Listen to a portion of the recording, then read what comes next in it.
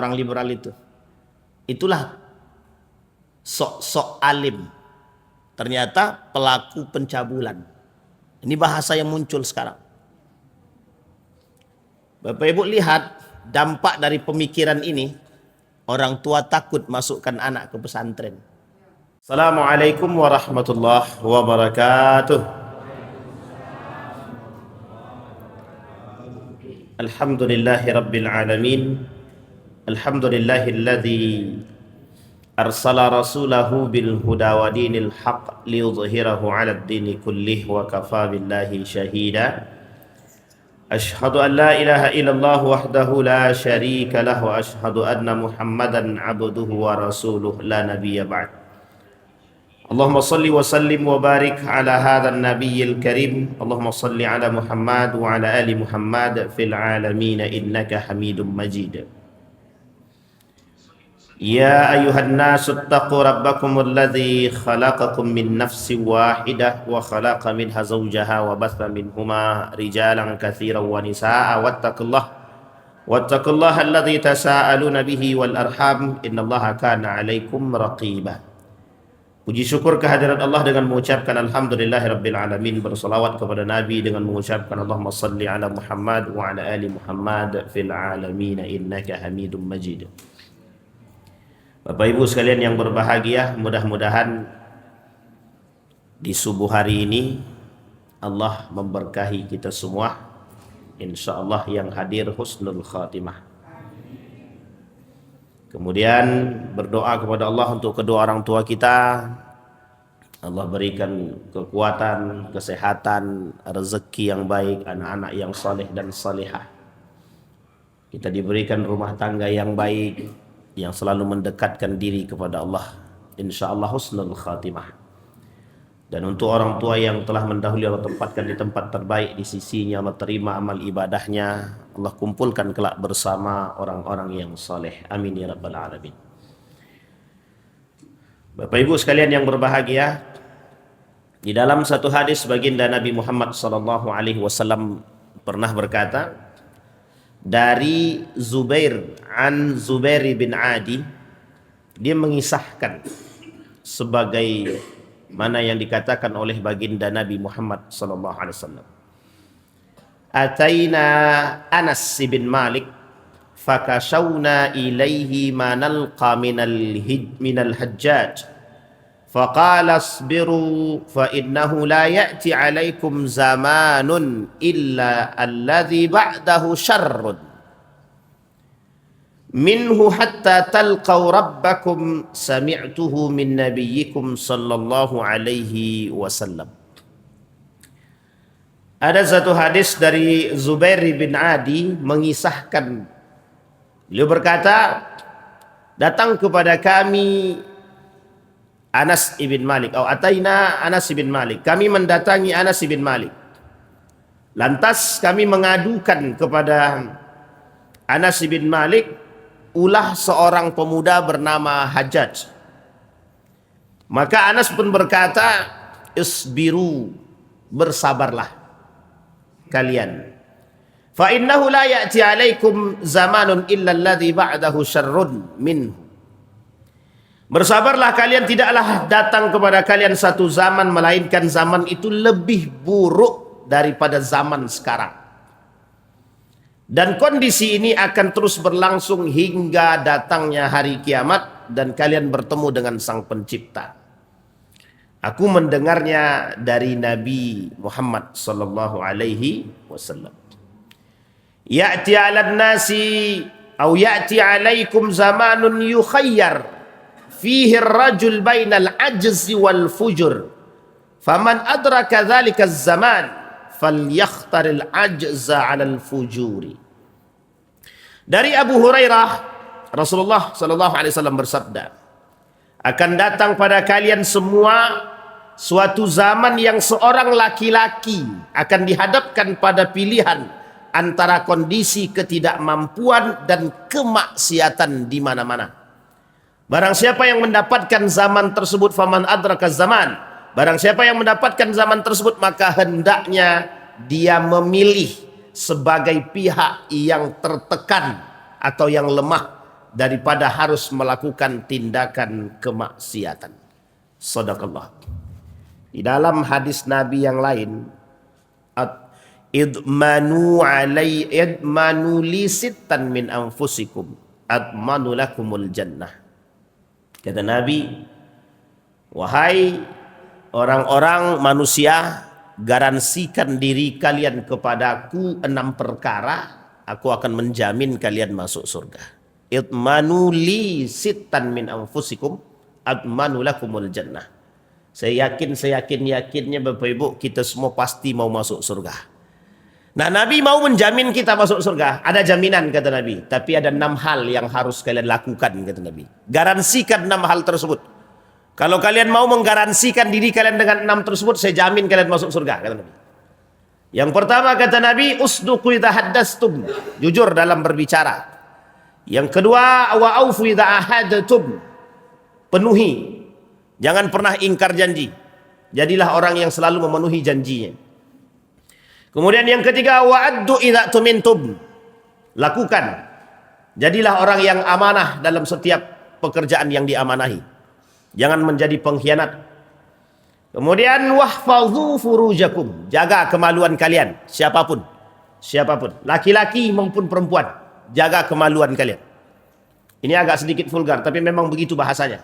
Wahfazu furujakum. Jaga oleh kalian semua kemaluan kalian. Kemudian waghaddu absarakum. Jaga pandangan kalian, jaga pandangan, jaga mata, jaga pandangan, jaga hati. Kemudian wakaffu aidiakum. Tahan tanganmu. Tangan harus ditahan. Hadis ini dari Ubadah ibn Samit, seorang sahabat Nabi. Nah, Bapak Ibu sekalian yang berbahagia, subuh hari ini di dalam satu kitab karangan Imam Al-Ghazali, judulnya Asnaful Maghrurin, tertipunya orang-orang, atau bahasa lainnya orang-orang, kelompok-kelompok yang tertipu. Oleh Imam Al-Ghazali dibagi 4 orang yang tertipu tadi.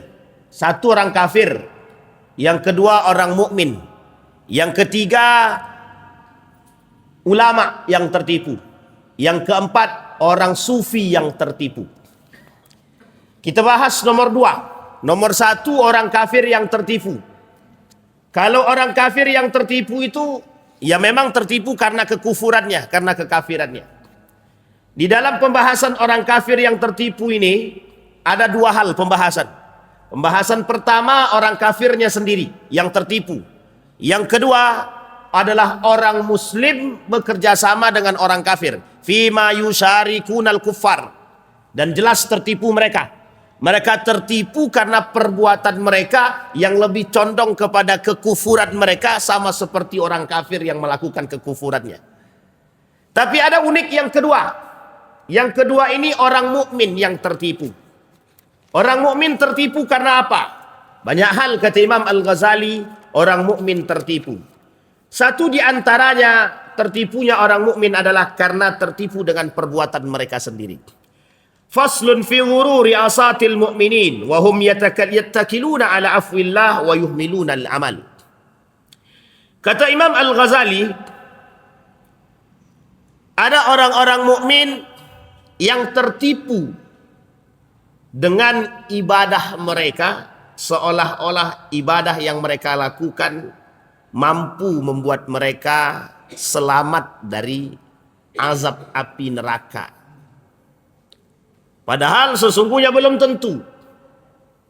Belum tentu satu ibadah yang dia lakukan itu bisa menyelamatkan diri dia daripada azab api neraka. Kalau bahasa ini cuma sampai di sini, maka banyak yang tak mau sembahyang. Ternyata sama aja, sholat tak sholat kena azab juga. Bukan begitu. Cara memahaminya sederhana. Dari hal ini kita harus paham dulu. Yang dimaksud oleh Allah, yang dimaksud oleh Nabi, yang dimaksud oleh Imam Al-Ghazali dalam pemahaman ini adalah yattakiluna bi afwillah. Mereka menganggap remeh ampunan Allah dan ibadah, tapi kemudian mereka tergantung pada ibadah mereka sendiri. Contohnya begini. Bapak Ibu merasa salat tahajud Bapak Ibu sudah mampu membawa Bapak Ibu menuju surga. Ternyata tahajud Bapak Ibu tidak diterima oleh Allah. Kira-kira masuk surga apa neraka jadinya? Ibadah kita yang buat salat 5 waktu di masjid. Kita merasa diri kita ini dah paling bagus salat 5 waktu di masjid. Alhamdulillah, aku salatnya di masjid terus. Jadi agak susah kalau untuk bermaksiat. Nah, yang begini-begini itu hati-hati. Ini poinnya mengantarkan kepada potensi rusaknya ibadah lebih besar. Potensi rusaknya ibadahnya lebih besar. Makanya kata Imam Al-Ghazali, yattaqilun bi'afwillah. Mereka berharap ampunan Allah, tapi mereka yuhmilun al-amal. Seolah-olah dengan taubatnya selesai, tapi ternyata amal ibadahnya kosong. Ada orang mengatakan begini, kan tinggal taubat saja selesai. Siapa bilang? Belum tentu. Tidak. Makanya bahasanya Allah dalam Al-Quran, innal ladzina amanu wa amilus salih. Kata Allah, yang beriman dan beramal soleh. Kalau iman saja anda amal soleh, goyang dia, tak imbang. Kalau amal soleh saja tapi tak iman, rusak dia. Makanya istilah bahasa ini sederhana. Ada orang kafir baik dia, amalnya banyak di dunia nih, baik dia, bantu pesantren, bangun masjid, tapi tak punya iman dia. Kira-kira masuk surga apa neraka tuh? Ini kita bicara frontal-frontal aja nih. Ada orang kafir baik dia, sumbang masjid segala macam. Ya kayak Thomas Alva Edison. Buat lampu, masuk surga apa masuk neraka dia? Ah, itu pandai-pandai lah Bapak Ibu jawab tuh. Ini poin penting untuk dipahami, itu amal soleh. Amalnya baik. Kalau tak ada, mungkin bahasa kasar mereka begini. Bahasa kasarnya mereka. Kalau tidak ada Thomas Alva Edison, gak ada penerangan gitu, bahasa kasarnya begitu. Banyak di sinari itu ilmu. Gara-gara lampu ini bisa nampak nih tulisan-tulisan kecil. Maka kata mereka, tidak adil kalau kita mengatakan bahwa Thomas Alva Edison itu masuk ke dalam neraka. Titik. Itu kata mereka. Sekarang kita lihat dulu. Amal soleh tidak dibarengi dengan iman bagaimana? Kita lihat dulu. Apakah orang-orang yang berbuat baik ini yakin bahwa Allah itu ada? Apakah orang-orang yang rajin bersedekah itu mereka yakin bahwa Allah itu ada?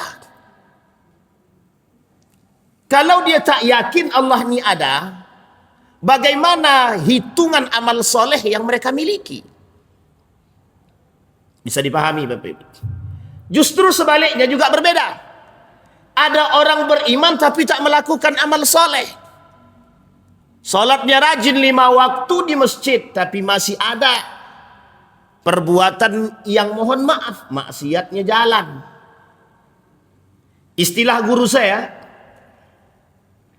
mempelajari hukum tapi mengingkari hukum atau melanggar hukum. Belajar agama tapi menyimpang. Menjadi orang yang mengerti agama justru melakukan pelanggaran agama. Ini poinnya Pak di sini. Innal ladzina amanu wa amilus salih. Sesungguhnya orang yang beriman dan amal soleh. Jadi dua ini nggak bisa dipisahkan. Nggak bisa dipisahkan. Ustadz, kami bermaksiat kepada Allah. Kami datang kepada Allah, pasti Allah terima taubat kami. Benar, Allah terima taubatnya. Itu kalau taubatnya benar. Tapi kalau taubatnya tidak benar bagaimana? Apa Bapak Ibu yakin, seyakin-yakinnya yang Bapak Ibu lakukan semua ini Allah terima? Yakin Bapak Ibu setiap perbuatan tidak ada riaknya? Yakin Bapak Ibu setiap perbuatan tidak ada syirik kecilnya? Yakin kita setiap perbuatan kita menguntungkan kita dan Allah? Tidak merugikan orang lain? Yakin kita dengan setiap perbuatan kita ini sudah menjadikan kita orang yang paling baik di hadapan Allah? Wah, ini bahasanya Zainuddin MZ begitu. Itu sudah lama tuh beliau bicara itu. Nah, ini poin pentingnya di situ. Maka Bapak Ibu sekalian yang berbahagia, ketika kita berbicara pada kondisi di mana merajalelanya kemaksiatan, bahkan orang yang mohon maaf mengaku beriman kepada Allah, seorang pemuda, orang yang hidup ketika itu berhadapan dengan kondisi yang serba dengan kesulitan, merajalelanya kemaksiatan, apa dia kata? Lebih baik kami menjadi orang yang lemah daripada kami harus melakukan kemaksiatan. Kondisi itu ditambah dengan kondisi orang-orang yang mohon maaf berharap kepada Allah, ya Allah, kami sudah melakukan tahajud, kami sudah melakukan salat duha, kami salat 5 waktu di masjid. Kashifatul Qulub Imam Al-Ghazali mengatakan dalam kitabnya itu, tahajudmu, duhamu justru menghambat dirimu masuk ke dalam surgamu jika amal solehmu tak ada. Bayangkan, sebegitunya manusia. Nah, siapa yang tertipu dengan orang mukmin yang tertipu tadi yang seperti apa? Mereka tertipu dengan ibadah yang mereka lakukan. Nah, ini selalu banyak dilakukan oleh siapa? Orang-orang yang berangkat umroh. Ini kalau mau lihat nih orang-orang berangkat umroh paling banyak nih. Kami ke sini mau ibadah. Sehingga sosial kemanusiaannya tak ditinjaunya. Seolah-olah dia datang ke Masjidil Haram, dia datang ke Madinatul Munawwarah, Masjidil Nabawi, dia salat, dapat 1000 rakaat, dapat 100.000 rakaat, derajatnya tinggi dibandingkan dengan masjid-masjid di Indonesia. Seolah pahala itu sudah paling tinggi untuk dia dapatkan. Mumpung kami di sini, benar, tidak salah. Tapi ketika dia sedang berjalan, ingin ke masjid, malaikat tulis kebaikan di sisi Allah. Tapi tak sengaja ada orang tak mampu, sedang kesusahan dalam mendorong rodanya. Kita justru diam tak membantunya. Maka 100.000mu terputus karena amal solehmu tak ada. Tidak bisa.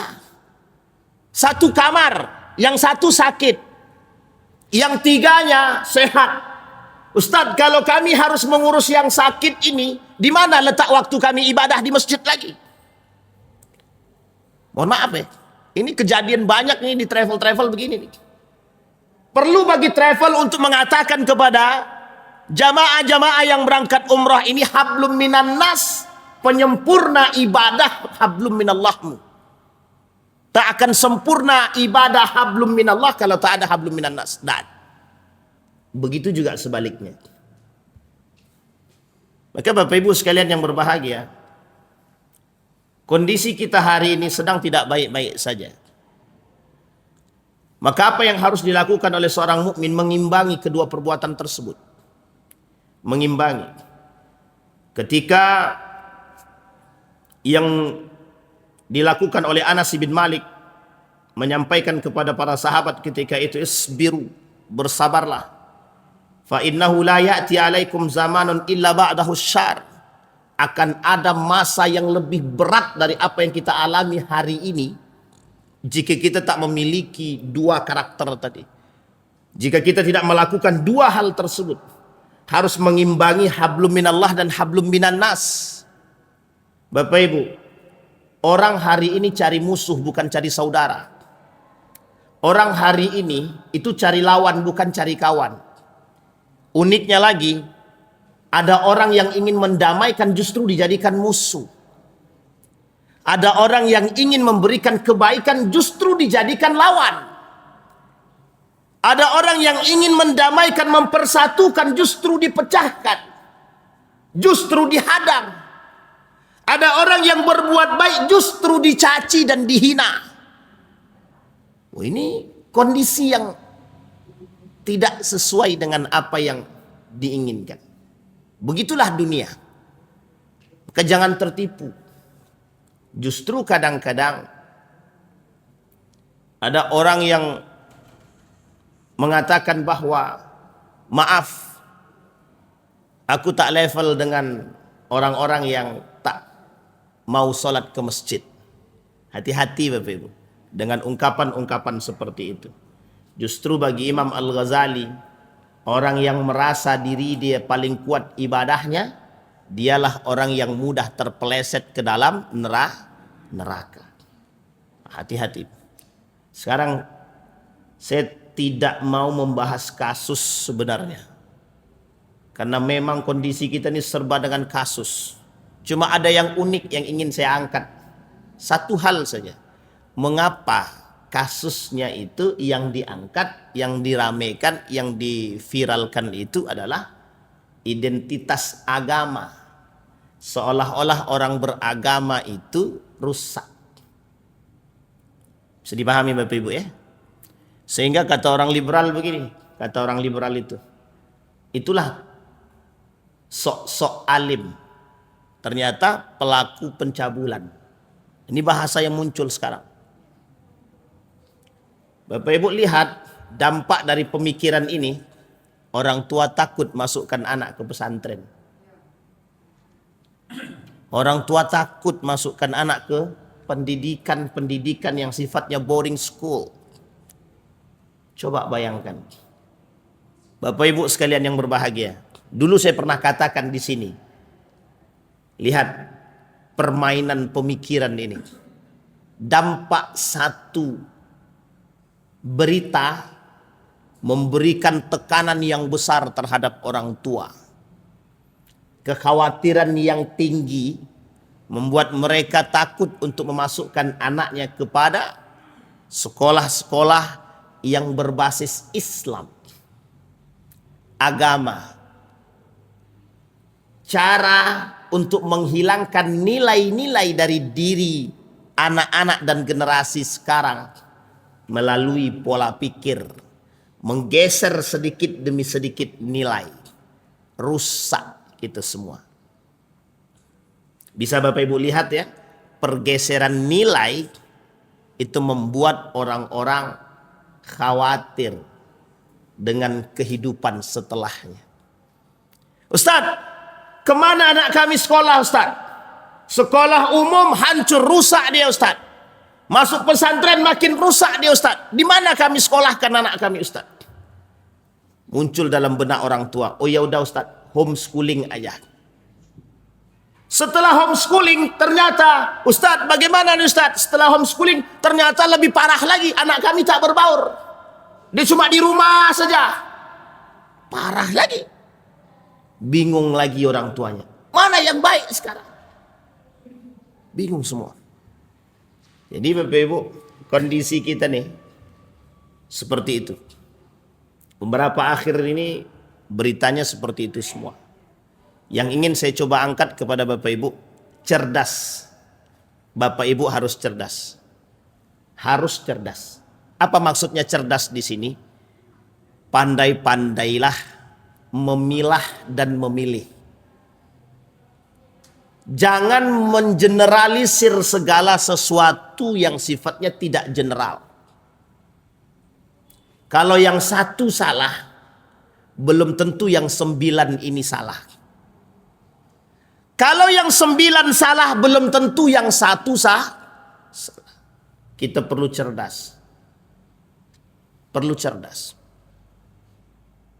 Melihat segala sesuatu yang terjadi dengan iman dan ilmu, bukan dengan nafsu.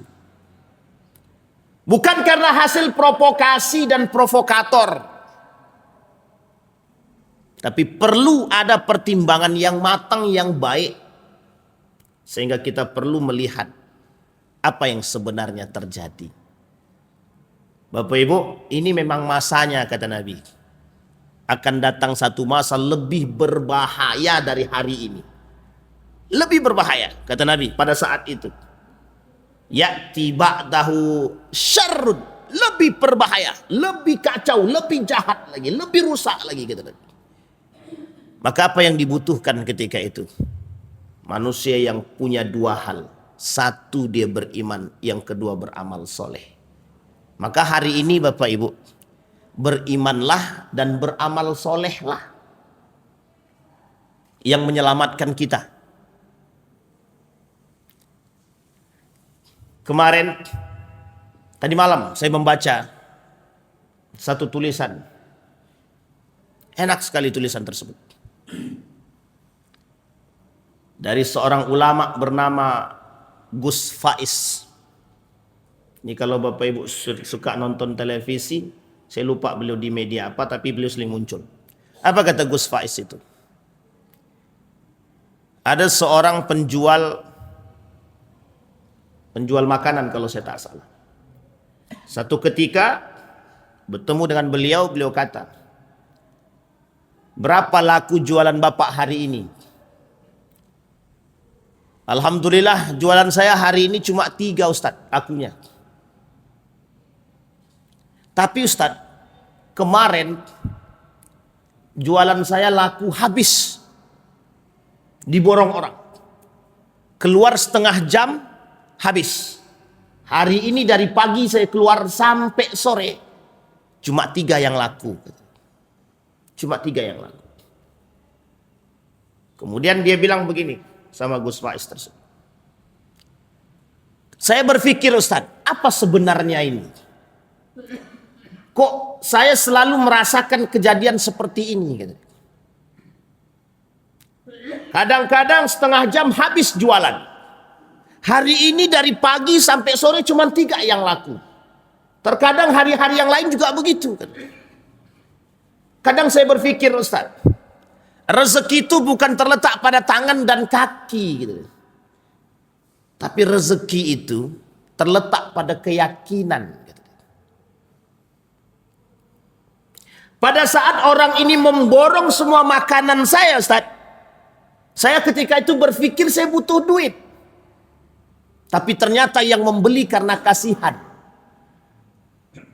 Tapi hari ini saya sadar Ustaz, mengapa orang saya hari ini cuma laku 3? Ternyata orang itu hari ini dia membeli karena hajat dan keinginannya, bukan karena kasihan. Apa kata dia? Ketika orang itu membeli dengan kasihan Ustaz, saya rasa harga diri saya hilang. Tapi hari ini, karena mereka membeli karena keinginan, aku punya harga diri Ustaz. Kenapa kok kaitannya sampai ke situ, kata beliau? Karena Ustaz, waktu mereka membeli menghabiskan makanan saya, ternyata mereka kasihan sama saya Ustaz. Kasihan karena apa? Karena aku tak mampu. Tapi kemudian dia jawab, hari ini Ustaz, aku bahagia, kehormatanku, harga diriku. Kenapa? Mereka membeli dan kemudian itu karena keinginan mereka. Yang mereka suka, mereka beli. Ketika aku mengambil duit tersebut Ustaz, aku sangat bangga ketika mengambil uang tersebut. Mereka membeli bukan karena kasihan. Bisa dipahami kalimat ini ya. Perbedaan antara 2 tadi bisa dipahami Bapak Ibu. Apa kata beliau kalimat terakhirnya? Jangan pernah menjual kelemahan kita untuk mendapatkan simpati manusia. Tapi jadilah manusia yang memberikan manfaat kepada orang lain sehingga kekuranganmu tertutupi. Pak, ini dalam Pak. Dalam betul. Kita perhatikan manusia hari ini. Manusia hari ini itu apa? Ini kita kasih contoh. Saya tidak sedang dalam keadaan mengkritik siapapun. Tapi bayangkan, perhatikan baik-baik. Hari ini banyak orang jualan. Bang, tolong bang, jualan kami ini untuk makan. Mengemis Pak, jualan tapi ngemis. Bahkan banyak orang hari ini dengan kemiskinan dan ketidakmampuan dia justru menjual kelemahannya untuk mendapatkan perhatian, simpati. Hati-hati, yang seharusnya bernilai pahala menjadi tidak bernilai. Ini yang disebut dengan ketertipuan. Ini yang disebut dengan maghrur, orang yang tertipu. Seolah-olah dia anggap apa yang dia lakukan itu benar, tapi ternyata salah.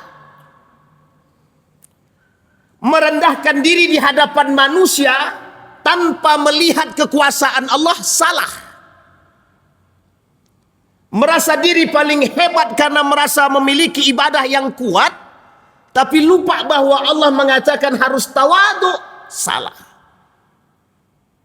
Ini poin penting. Ini nilai ini berat. Yang begini-begini ini berat. Ditambah dengan kondisi zaman yang serba seperti ini hari ini.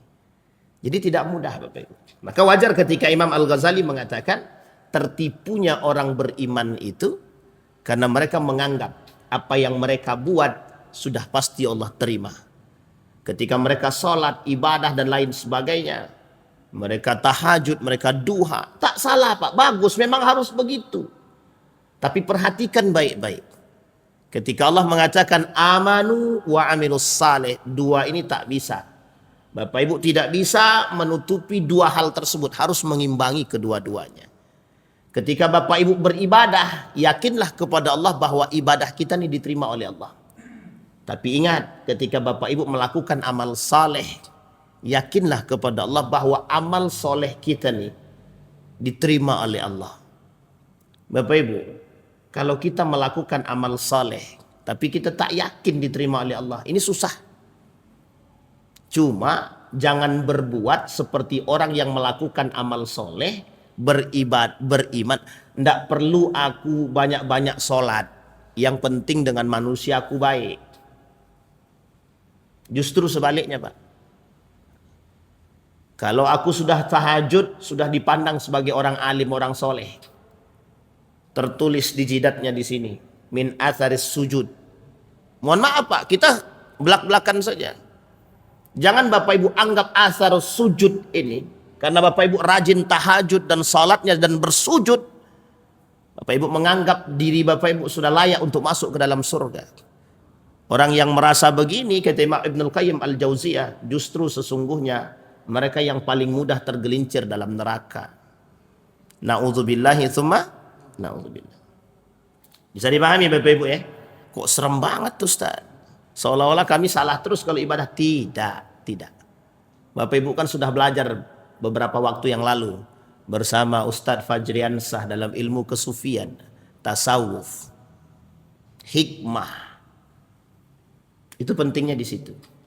Yauma yafirrul mar'u min akhihi wa ummihi wa abihi wa sahibatihi wa banihi.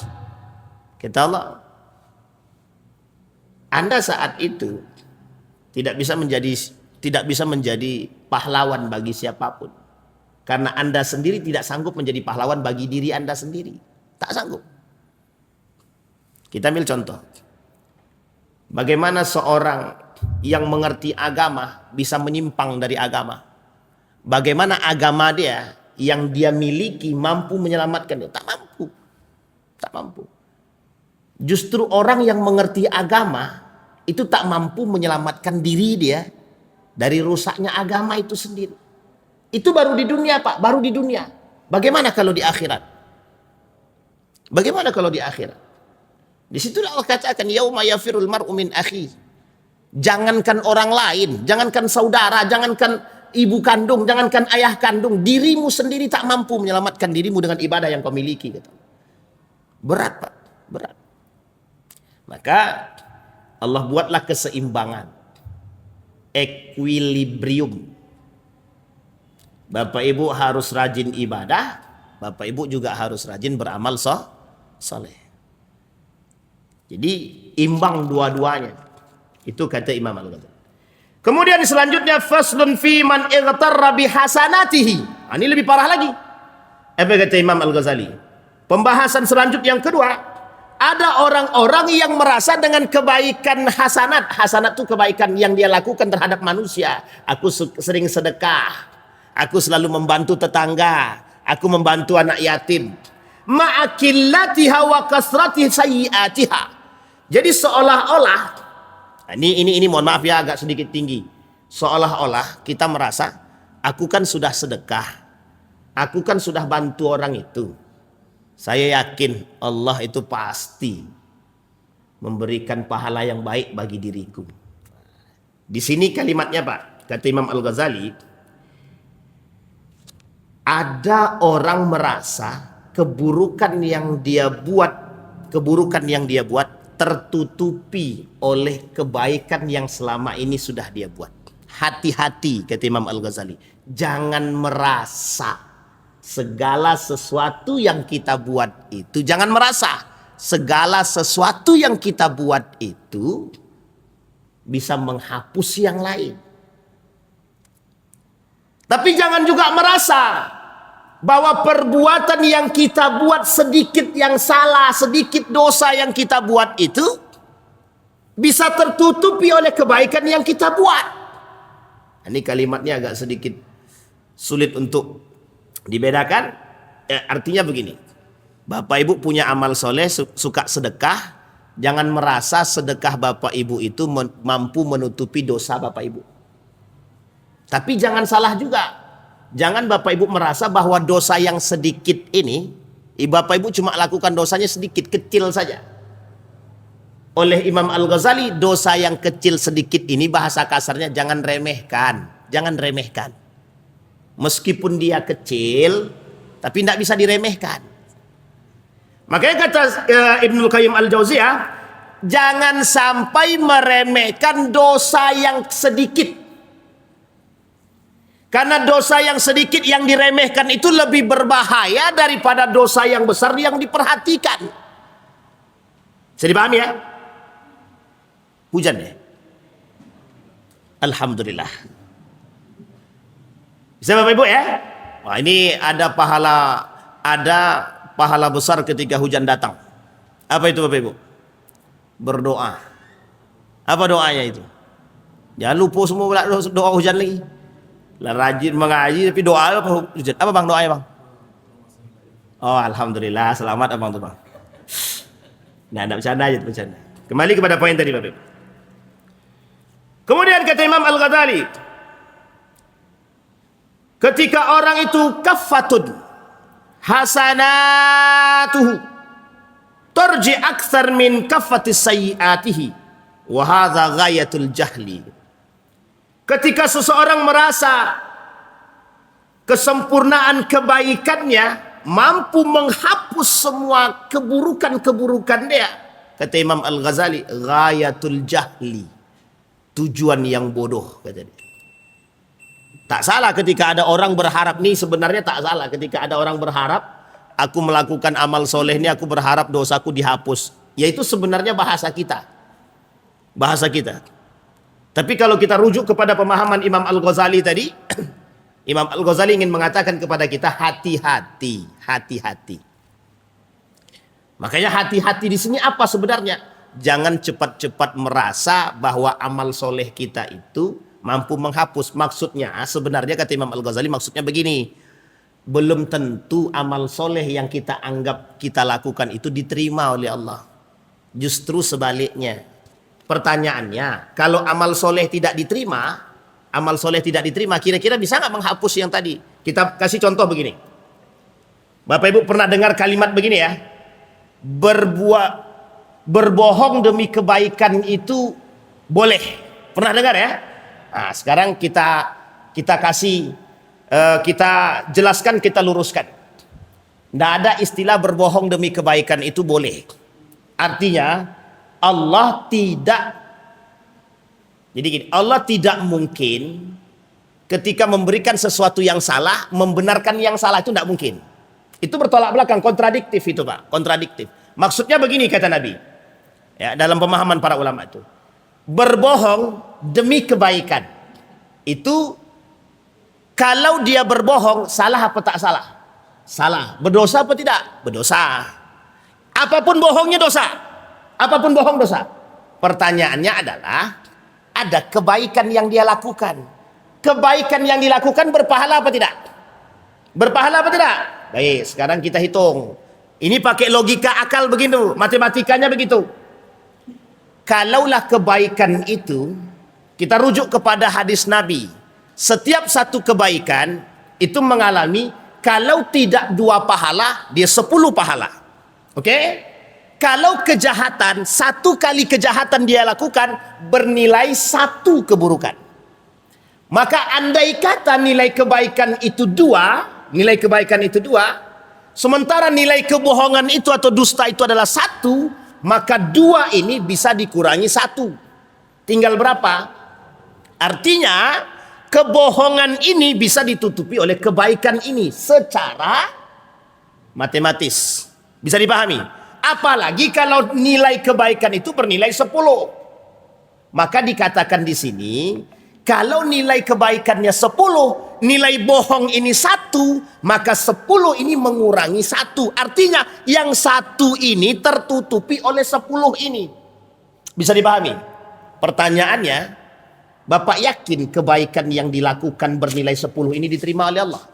Itu poinnya kata Imam Al-Ghazali di situ. Paham ya? Ini poin Imam Al-Ghazali tadi. Tapi kalau pernyataan yang tadi kita sampaikan, boleh berbohong demi kebaikan tadi, ini sebenarnya bahasa seolah-olah mengatakan bohong itu boleh. Padahal tidak, bohong itu tetap dosa. Artinya ketika seseorang, misalkan seorang suami berdusta, berbohong terhadap istrinya karena makanannya asin, dia katakan itu tidak asin, kan bohong. Tapi mudaratnya kalau dikatakan itu asin, bisa cerai Pak. Itu poinnya. Maka sang suami mengatakan, alhamdulillah, enak sangat. Tapi muka berubah. Enak. Kebohongan dia berdosa. Cuma untuk menjaga kerukunan rumah tangga yang dikhawatirkan ternyata istrinya emosional tingkat tinggi, temperamen, cepat marah, cepat mengambil keputusan yang nggak benar. Ini bermasalah Pak. Bisa rusak rumah tangga. Maka ketika beliau mengambil kebijakan tersebut, nah ini poin pentingnya di situ. Di sini Pak poin pentingnya. Bukan berarti bohong itu boleh, salah itu. Masih ingat cerita ya, seorang pemuda lari di hadapan Nabi. Seorang pemuda lari di hadapan Nabi. Ketika lari ternyata dikejar oleh orang Panglima Quraisy, tentara Quraisy. Lewat depan Nabi, Nabi sedang bersandar di depan pohon kurma. Datang tentara Quraisy tanya, ada lihat pemuda lewat di sini enggak? Nabi yang tadinya bersandar duduk begini, berdiri. Kata Nabi, semenjak aku berdiri aku tak ada lihat. Ini tak boleh bapak-bapak lakukan kepada istri, tak boleh nih, bahaya nih. Ini masalah Pak, masalah. Ibu-ibu hati-hati, tengok-tengok aja gelagat-gelagat suaminya itu Bu. Penting. Tapi yang dilakukan Nabi menyelamatkan apa? Nyawa. Nggak bohong, tapi memang nggak bohong juga. Cuma ada strategi berbohong yang baik gitu loh. Tapi kan tetap salah kalau seandainya kita berbohong. Itu bedanya kita Pak. Bisa dipahami Bapak Ibu. Jadi ada kondisi tertentu yang kebohongan itu yang dilakukan itu bertujuan untuk membangun satu kebaikan yang diyakini kebaikan tersebut bisa menutupi dosa daripada kebohongan tersebut. Inilah istilah maslahat itu lebih penting daripada mudarat. Kemaslahatan, kebaikan itu lebih diutamakan ketimbang kerusakan Pak. Itu kaidah fikihnya begitu. Maka kalau Bapak Ibu menimbang, lihat dengan akal dan iman, keutuhan rumah tangga ini lebih penting daripada harus jujur kepada istri. Ini kalau aku jujur tadi aku duduk dengan perempuan, kacau rumah tangga aku nih. Tapi Bapak Ibu jangan buat lagi besok, sekali itu saja. Nah, ini masalahnya di situ Pak. Abang tadi duduk sama siapa di kantor? Oh enggak ada, alhamdulillah enggak ada perempuan yang datang. Dia tahu istrinya cemburunya minta ampun gitu loh. Asal nampak aja dengan suaminya dengan perempuan lain kan kacau itu, bisa berabe kata gitu. Padahal belum tentu ngapa-ngapain kan. Tapi karena dia khawatir, takut bahwa istrinya ini sangat cemburu, temperamen dan lain sebagainya. Ini kasus Pak. Ada beberapa waktu yang lalu datang bapak-bapak, Ustadz, istriku minta cerai kata dia. Saya bilang, ada calon yang lain, saya bilang. Ngamuk bapak langsung. Bukan begitu Ustaz. Oh iya, dia cerita bahwa dia ya memang ada perempuan datang ke kantornya, kemudian istrinya ini pencemburu betul, sehingga heboh Pak. Ini kasus ini banyak saya temukan beberapa waktu yang lalu. Sehingga kata dia, apa yang harus saya lakukan Ustaz? Apakah saya harus jujur kepada istri saya bahwa aku bertemu dengan perempuan? Dan ini bukan urusan apapun Ustaz, ini cuma urusan pekerjaan, gak ada yang lain. Ada saksi di situ, saya bilang. Ada Ustaz, ada karyawan saya. Nah, ini masalah Pak, masalah nih Bapak Ibu. Karena perempuan yang pencemburu buta ini bahaya juga. Bapak Ibu tahu cerita Aisyah. Itu sampai Nabi katakan itu Pak. Saking cemburunya. Aisyah tuh pencemburu Pak. Boleh dicek dalam sejarah, 8 kali lebih ketika ada cemburu itu sama Nabi itu. Sempat Nabi, ada beberapa kali Nabi marah itu sama Siti Aisyah itu. Marah dalam arti kata Nabi ingin kasih pelajaran. Satu ketika datang perempuan 2 orang, kawannya Siti Khadijah. Satu adik Siti Khadijah, yang kedua kawannya. Datang ke rumah Nabi berkunjung. Ada Aisyah di situ, Pak. Kata Nabi kepada Aisyah, tolong sediakan makanan yang enak untuk mereka. Disediain ya Pak, tapi mukanya masam. Bapak Ibu bisa bayangkan kan, muka masam. Disediain tuh sama Aisyah Pak, muka masam. Makan selesai. Selesai makan, dibersihin Pak. Ini orang pulang nih, dua nih, perempuan nih pulang. Dibawa sama Aisyah Pak. Tapi Nabi tahu bahwa Aisyah ini cemburu. Tahu Nabi. Cemburu Nabi. Setelah dibawa ke belakang, jatuhlah Pak. Entah sengaja dijatuhkan, atau memang jatuh, pecah nih. Tangan Nabi. Dibantu sama Nabi. Apa kata Aisyah? Siapa perempuan tadi? Dijawab sama Nabi. Adiknya Khadijah, kawannya Khadijah. Masih diingat juga perempuan itu. Apa kurang cantik aku nih? Kata Siti Aisyah begitu. Itu bahasanya Pak. Saya tanya ibu-ibu, pernah nggak begitu sama suami? Jujur aja. Sampai sebegitunya Pak. Apa kata Siti Aisyah? Mohon maaf Pak ya. Apa kata Siti Aisyah? Apa kurang cantik aku nih? Masih muda. Yang itu sudah meninggal loh. Sudah mati. Nggak perlu diingat lagi. Tahu Bapak Ibu, tersinggung Nabi di situ? Tersinggung Pak. Apa jawaban Nabi? Jawaban Nabi itu membuat Siti Aisyah sakitnya sampai di sini. Apa kata Nabi? Tidak ada satupun perempuan yang bisa memberikan keturunan kepadaku selain daripada Siti Khadijah. Cukup segitu bahasanya. Siti Aisyah langsung tunduk Pak, lemes Pak. Karena Siti Aisyah tidak bisa memberikan keturunan.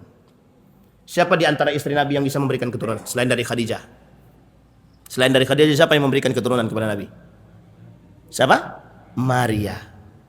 Maria itu budak perempuan dari Mesir yang diberikan oleh Raja Mesir kepada Nabi dalam bentuk hadiah. Siapa nama anaknya? Ibrahim. Selain daripada itu, tidak ada. Satu pun tidak ada. Selain daripada Khadijah. Bayangkan Pak, Siti Aisyah itu kalau cemburu, dia nggak mau sendirian. Nggak mau sendirian Pak. Ketika Nabi berada di rumah di rumah Maria itu, ketika Nabi berada di rumah Maria, disediain oleh Maryam itu makanan kayak roti canai begitulah. Kemudian ada manisan-manisannya dari kurma segala macam. Apa kata Siti Aisyah kepada Hafsah? Ini sama-sama muda dua orang ini, sama-sama muda nih Pak. Sama-sama muda. Apa kata Siti Aisyah kepada Hafsah? Tuh tengok, suami kita di situ tuh. Oh, disediain makanan, manisan gitu. Jadi dia menghasut nih Siti Hafsah untuk sama-sama cemburu gitu. Pulang Nabi dari situ Pak. Masuk rumah Hafsah, makanannya sama. Masuk ke rumah Aisyah, makanannya sama. Nabi bilang, oh tadi berarti orang ini ngintip nih kata Nabi. Bener Pak, ditanya sama Nabi, dijawab sama Nabi. Nggak usah cemburu buta, nggak usah cemburu kata Nabi. Setiap kalian kan punya bagian masing-masing. Kata Nabi. Pernah dengar cerita itu ya Bapak Ibu ya? Itu cemburu buta dia. Itu terjadi Pak, baru-baru ini Pak, baru-baru ini. Ada seorang ustadz cerita begitu. Dia bilang, bahaya Pak, cuma karena seorang ibu ini membantu suaminya absen masuk sekolah karena HP suaminya ini rusak. Heboh Pak, sampai harus keluar dari pondok Pak. Bayangkan, begitulah cemburu buta itu berdampak negatif. Maka hati-hati betul Pak. Sampai mana lah tadi kita nih ya? Nah, intinya cemburu. Kok usah sampai cemburu itu kan kepanjangan untuk ceritanya sampai mana gitu. Bisa dipahami Bapak Ibu ya. Nah, jadi ibu-ibu tolong ini penting. Berbohong tadi ya, berbohong. Nah, jadi ada pentingnya kadang-kadang, bukan pentingnya. Ada momen ketika seorang laki-laki menjaga keutuhan rumah tangga itu harus melakukan itu. Tapi ingat, jangan keseringan. Kalau keseringan itu berarti sengaja. Wah, aku nanti ketemulah sama si fulan, nanti nggak usah aku kasih tahu. Itu kalau keseringan mesti ketahuan nantinya Pak. Sepandai-pandainya tupai melompat, jatuh juga. Pasti itu. Ternyata istrinya lebih intel daripada intel itu sendiri. Jadi kan itu bahaya. Baik. Jadi kembali kepada poin tadi Pak. Nah, jangan kita merasa kebaikan yang kita lakukan itu bisa menutupi perbuatan buruk kita. Dan kita jangan merasa perbuatan yang buruk sedikit yang kita lakukan itu diremehkan. Jangan perbuatan yang buruk itu diremehkan. Karena yang buruk diremehkan itu lebih berbahaya daripada yang besar yang diperhatikan. Kita punya dosa besar. Kita perhatikan Pak, bertobat kita dari dosa besar. Sementara dosa kecilnya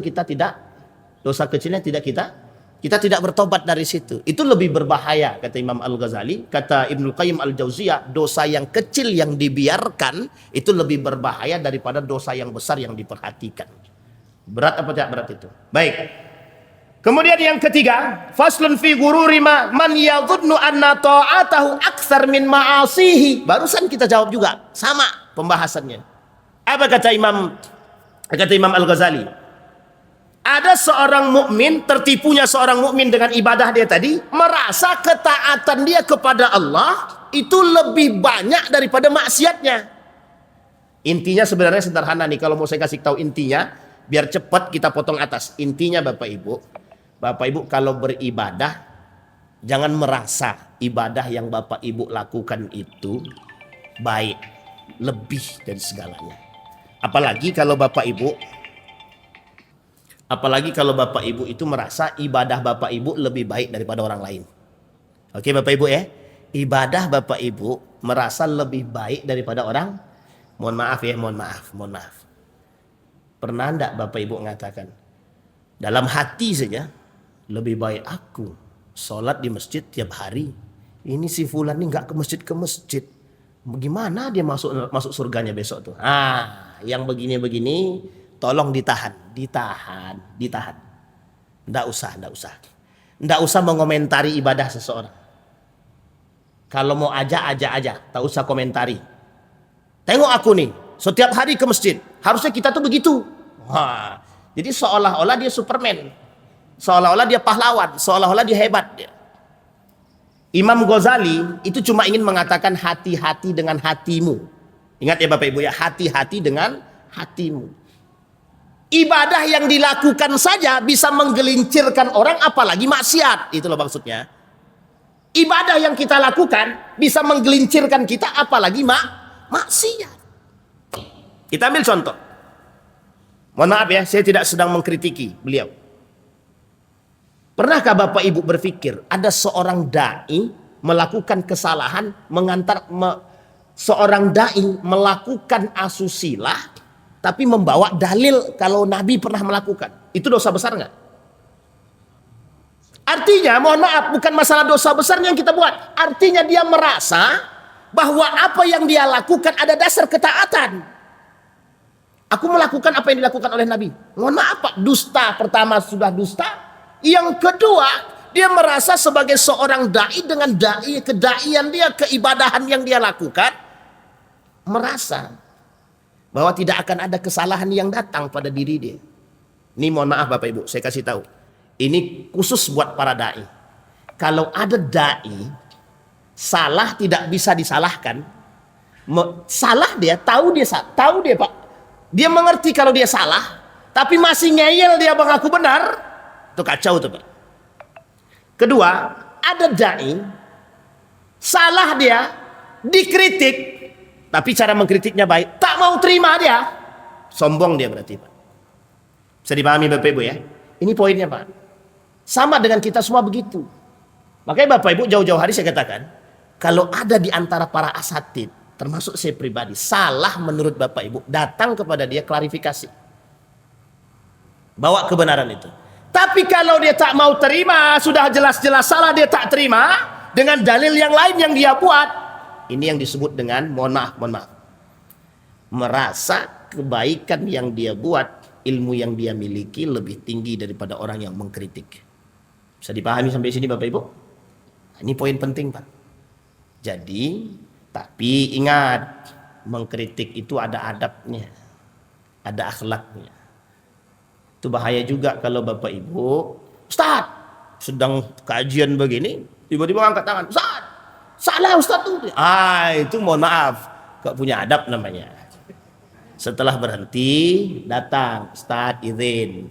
Nah kalau salah, Ustaznya salah, sampaikan bahwa ini salah. Nggak boleh Pak, nggak boleh. Yang berat itu kata Dr. Mawardi Muhammad Saleh. Apa kata Dr. Mawardi Muhammad Saleh yang berat itu? Mengakui kesalahan. Bagi orang yang mengakui kesalahan itu berat.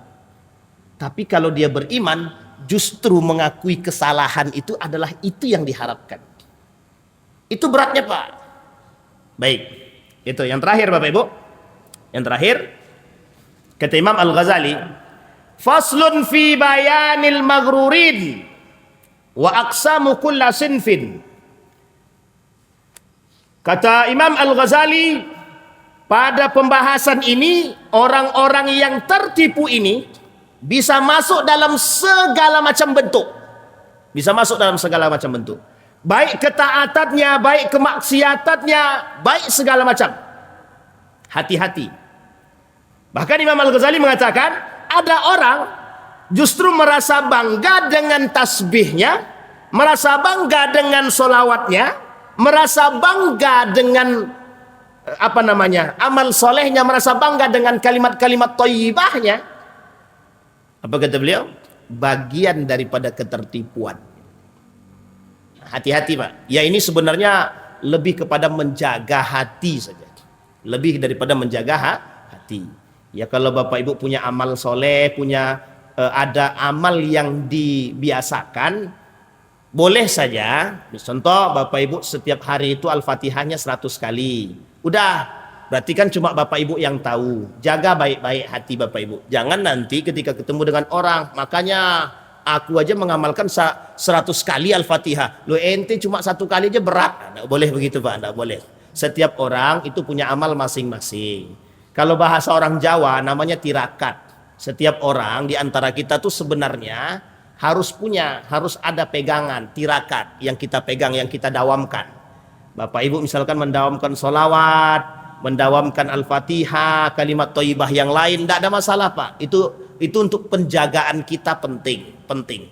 Saya mengambil pelajaran daripada para ulama. Hampir di antara para ulama itu jarang kita temukan tidak punya pegangan Pak. Saya melihat Kiai Sukri itu, pimpinan pondok pesantren Darussalam Gontor itu Pak, beliau tidak pernah berhenti mengucapkan Al-Fatihah. Gak pernah Pak. Yang satunya lagi Kiai Haji Hasan Abdullah Sahal itu beliau sampai ditanya, Kiai, apa tirakatnya Kiai? Dijawab sama beliau, kalau aku kasih tahu pun kamu tak akan sanggup melakukannya. Begitulah itu orang, mohon maaf Pak, mereka sudah punya punya ulama tapi masih punya pegangan. Kita alama tapi nggak mau kita punya pegangan Pak. Benar Pak. Jadi mohon maaf Bapak Ibu, siapapun kita, penjual kita, pedagang kita, sebenarnya tidak ada alasan kalau kita tuh tidak punya pegangan. Bapak Ibu tahu tujuannya apa? Untuk membersihkan hati Pak. Untuk membersihkan hati. Itu pegangan Pak, penyelamat. Selain daripada ibadah yang kita lakukan. Salat tahajud Bapak Ibu cuma lakukan 1 kali atau 2 kali, atau mungkin paling banyak 8 rakaat di malam hari. Sementara di siang hari belum tentu Bapak Ibu jadi mukmin tetap. Makanya Nabi bilang ada orang malam hari mukmin, siangnya kafir. Ada orang siang mukmin malamnya kafir. Ada. Itu Nabi yang bilang. Makanya manusia itu kata Nabi 2. Kadang malam dia jadi mukmin, siang jadi kafir dia. Siang jadi mukmin, malamnya kafir dia. Makanya ada hal yang harus kita miliki. Apa itu? Pegang. Bapak Ibu tahu Ibnu Abbas. Ibnu Abbas tuh punya zikir. Imam Al-Ghazali punya zikir, Imam Syafi'i punya zikir, Imam Nawawi punya zikir. Justru zikir yang kita pakai itu kadang-kadang masuk dalam zikirnya Imam Ibnu Abbas. Bayangkan Pak. Jadi mereka saja sekelas ulama besar saja masih punya pegangan. Khawatir apa yang mereka buat itu terjebak atau terindikasi dalam satu kesalahan. Maka cara menjaganya bagaimana? Itu dia. Bapak Ibu pernah dengar orang ketika berbicara sedikit-sedikit istighfar, astagfirullah. Astagfirullah. Jangan dicemooh. Walah sok suci istighfar terus gitu. Bisa jadi dalam waktu 1 detik dia berbuat salah, dia bertaubat dalam bentuk istighfar tadi. Jadi jangan dikira Bapak Ibu, saya sudah pernah ceritakan Pak, ada orang punya solawat bisa, mohon maaf bahasa kasarnya, solawat yang dia ucapkan bisa mengundur pesawat, bayangkan itu. Jangankan pesawat Pak, kereta api aja bisa mundur. Karena orang punya kelebihan, artinya ini bukan karena kehebatan dia, bukan. Tapi begitulah kehendaknya Allah gitu. Bapak Ibu pernah cerita ya Bapak Ibu, ada seorang pemuda di masa kuliahnya itu ditinggal kereta api. Kereta api itu sudah pergi Pak, itu jadwalnya dia. Tertinggallah 4 orang Pak, mahasiswa itu tertinggal 4 orang. Cuma di antara satunya itu ada yang selalu berselawat. Dia pernah cerita secara pribadi, kata dia, sehari itu bisa sampai 1000 kali dia selawat. Bayangkan Pak, tahu ada yang ketinggalan, kereta api itu mundur Pak. Mundur, kereta apinya mundur Pak.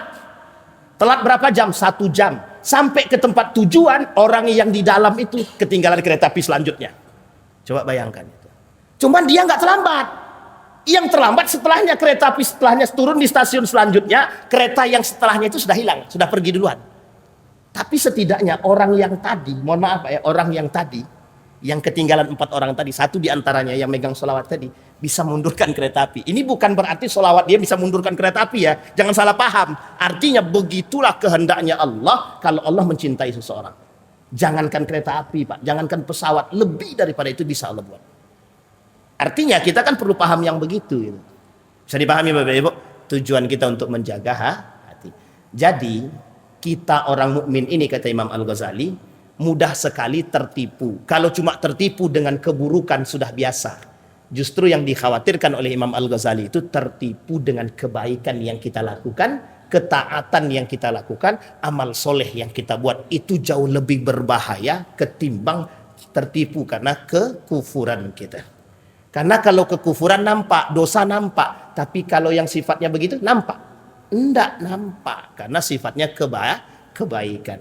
Inti lainnya adalah hati-hati dengan syirik kecil. Hati-hati dengan syirik kecil. Saya kira itu saja Bapak Ibu. Mudah-mudahan pesan Imam Al-Ghazali ini bisa semakin menguatkan kita untuk tetap istiqamah dalam ibadah.